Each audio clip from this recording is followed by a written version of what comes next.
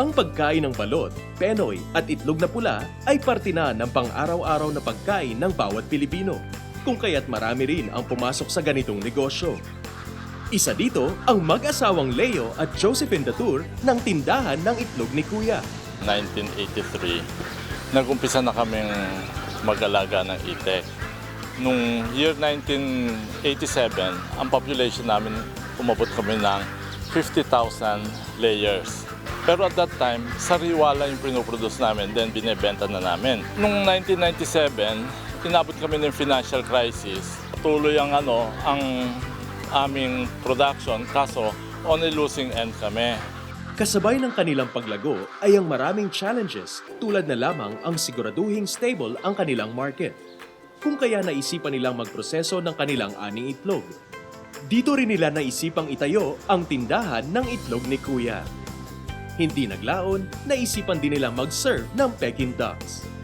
Ang itlog ni Kuya ay hindi lamang patok sa masa, kundi sa lahat ng mga mamimili. Before, akala namin ang magiging target na market namin is yung masa. Pero ngayon, nakita namin from A, B, C, D, all kinds of market, tinatangkilik itong produkto namin. Ibig sabihin, ang ganda ang laki ng potential niya sa market. Kasi, given na yung salted eggs diba? Ang ginawa ko na lang, nire-invent ko yung salted eggs natin, na mas pinasarap ko siya, yung quality niya, pinaganda ko. Dumami pa ang kanilang produkto, tulad ng kinulog na Peking duck. Actually, it's a specialty store Sinasabing lahat nila kasi ito yung store na kung saan makikita mo lahat ng produkto ng ducks. We can offer it.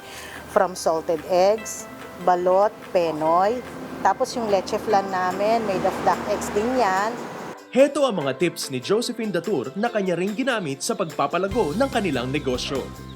Una, laging tandaan na sa pag-aalaga at pagbebenta ng duck produce, isa itong labor-intensive na negosyo. Sabi ko nga, we've been in the business for almost 29-30 years, okay? Nung hindi kami nagpa-process na puro raw eggs lang, everything is madali kasi production lang kami, hanggang doon lang kami. Pero ngayon, nandito na rin kami sa marketing, medyo mas mahirap ngayon. Medyo, labor-intensive.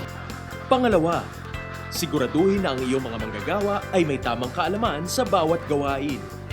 Pangatlo, siguraduhin ma-promote ang iyong negosyo upang patuloy itong lumaki. Pang-apat, laging kumuha ng feedback sa mga clients. Either positive or negative criticism yan, take it as, alam mo yon, para mag-grow yung business mo. At ang huli, ay laging maging handa sa patuloy na pagbabago ng merkado. Ang mga tips ni Miss Josephine Datur ay tried and tested.